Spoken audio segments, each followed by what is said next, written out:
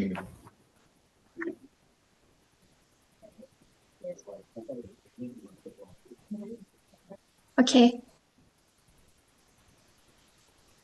Today we would like to present a report focusing on database, normalization, and SQL queries for a video rental business study case. Okay, let's go to the next slide. Begin with the introduction. This report focuses on the use of normalization technique onto datasets and the creation of SQL queries for a video rental business case study to improve data integrity and minimize redundancy. We will cover the different types of normalization, first normal form, second normal form, and third normal form, applied to each dataset with clear explanations. We also include SQL query for creating tables, inserting data, and retrieving information for the video rental database. Let's move to the next slide. Relational schema. Let's take a look at the screenshot of the given table. The initial schema based on the given table, this schema outlines the key attributes for supplier ID, product, cost, markup, price, and department. Next slide. First normal form. We have to split supplier ID into supplier ID and supplier name to ensure atomic values. For heading repeating groups, we list each product into a separate row to remove repeating groups. Next slide. Transform the table into one normal form, first normal form. In this step, we transform the table in first normal form by ensure its attribute contain only atomic, indivisible values, and eliminate repeating groups.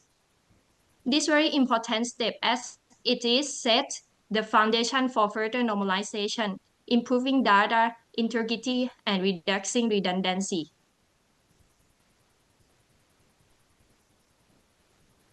I'll speak about the second normal form today. The second normal form is based on the concept of a fully functional dependency. The second normal form applies to relations and with composite keys, that is, relations with a primary composed of two or more attributes. The first step we do here is we identify the composite primary keys, which are the supplier ID and the product ID. And then we eliminate the partial dependencies. So attributes such as the supplier name and the department depend only on the supplier ID and not on the entire composite key. Therefore, we decompose the schema into two tables to eliminate these partial dependencies, as we see in the supplier and the product tables. Next, please. And the explanation of the second normal form is by eliminating partial dependencies, we have transformed the table into a second normal form. And this is to ensure that all non-key attributes are fully functionally dependent on the primary key to further reduce redundancy and improve data integrity. Now, pass the time now to Sana. Now move to the third normal form. So I will explain the explanation first. So to achieve the third normal form, we need to eliminate the tentative dependency. So this involves ensuring that we don't have a non-key attribute. So it are not independent on another non-key attributes. So we decompose the schema if necessary to achieve this form. So next, please. So this one is for the example of table that relate to the another related to the activity one that my team already presented. So from the thermal form here, so everything is already in thermal form. They have no non-strip dependency left between the non-key attribute, and the attribute depend on only the respective primary keys. So for the example, sorry, just move back. So for the example, if we add the band of product in the product ID table, so we can do the third normal form to separate the product ID table to the band of the product table. So next, please. Thank you, Tanat. Hi, my name is Karya Amara, and my part of presentation is creation of a database and tables. First of all, we create customer table, and the main objective of this table is to form a table named customers, which stores all information related to customers, including their name, ID, address, and account balance.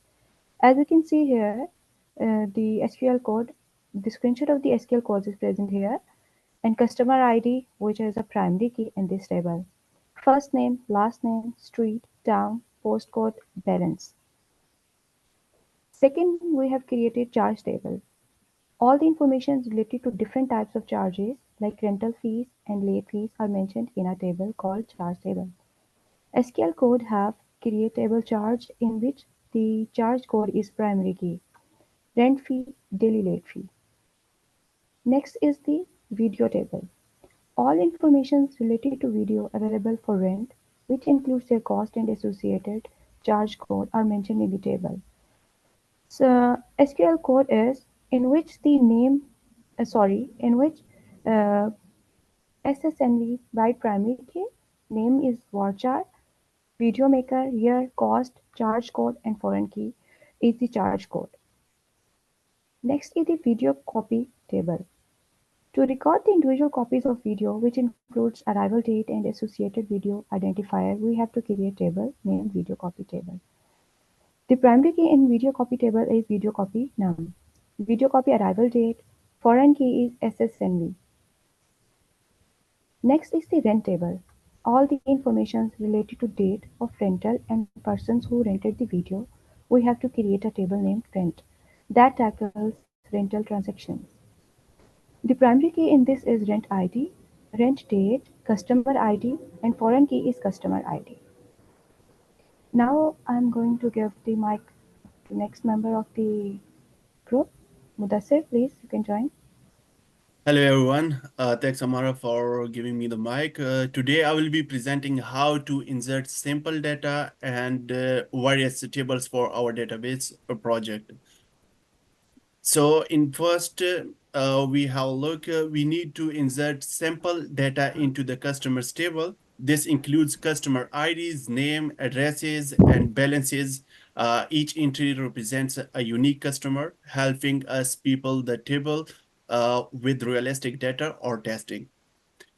Next slide.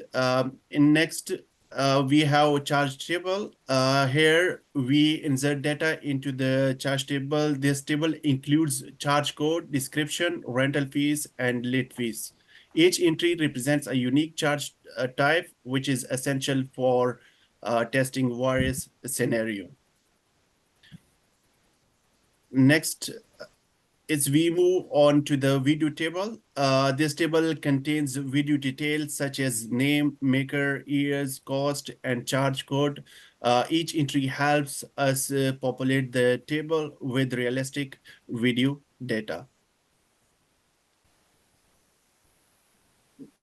Next table is our video copy. We insert data into this table. This includes identifiers for each video copy and their arrival dates. Each entry represents a specific copy for a video, which is crucial for inventory management. Next one, we insert data into the rent table. This table records rental transactions, including dates and customers' IDs. Each entry helps us track rental activities accurately. In next, last not the least, for insertion query, we insert data into the rental detail table. This includes rental IDs, video copy numbers, fees, due dates, and return dates. Each entry provides detailed information about rental transactions, which is vital for financial tracking. I would like to mention that before inserting the data into these tables, we clearly look into the data types and we inserted data according to the data types. Additionally, we have some queries. The first one is a query to list videos with cost between $50 and $75. The main objective for this query is to retrieve videos costing between $50 and $75. This helps us identify moderately priced videos, which can be useful for pricing analysis or promotion. The next query was to list customers with last names beginning with Lee. The objective of this query is to select customer with the last name, um, which is useful for a targeted marketing or analysis, helping us focus on specific customer queries. Thank you for your attention. This concludes my presentation on inserting sample data and writing SQL queries for our database project. Next, I will give access to Tanat. Yeah, so next bit. So the objective of this query is to achieve the customer details with the total cost of the VO that they have borrowed. So this query just select the customer ID, first name, last name, state, and total of number of the VO borrowed by each customer. So we use the left join to combine the customer and length table. I mean customers table and length table. To which ensure that all the customer are included even if haven't borrowing any video. And then we use the group by to group the customer detail that show on the screen the list of them. So now after that we can count the total video borrowers of each the customer. So the next query is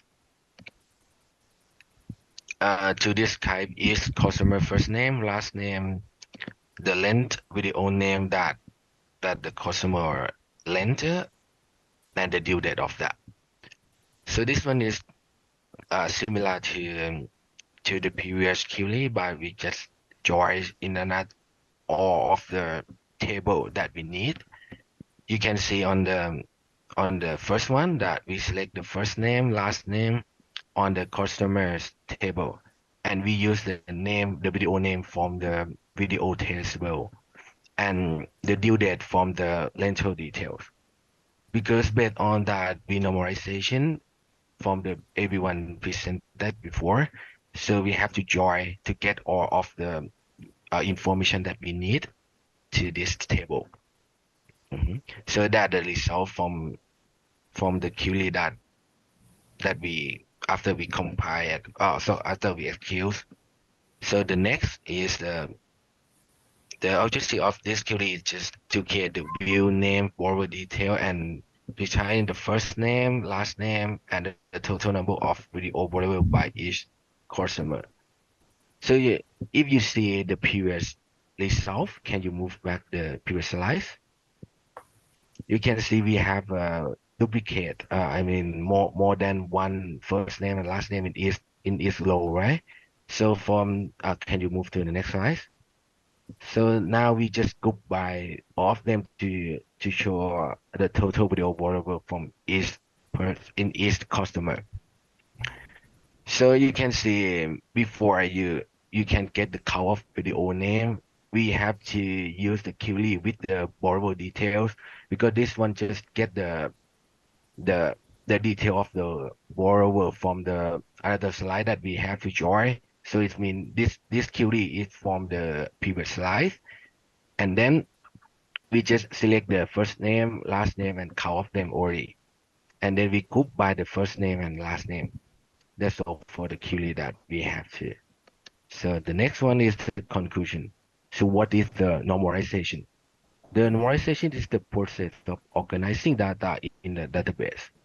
So it includes the creating table and relationship between those tables according to the rule design to protect the data and to make the database more flexible.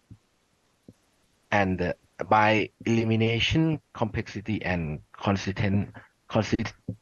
inconsistent dependency.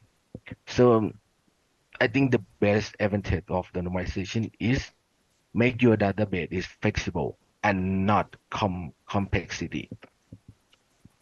And so for all query that we presented, it's just the basic query that we have to know for the creating database and make the database is very flexible. Yeah, that's all for today. Thank you. If you have any question, you can ask us if you can. Thank you so much, everyone. Done. Thank you so much. Have you stopped the record?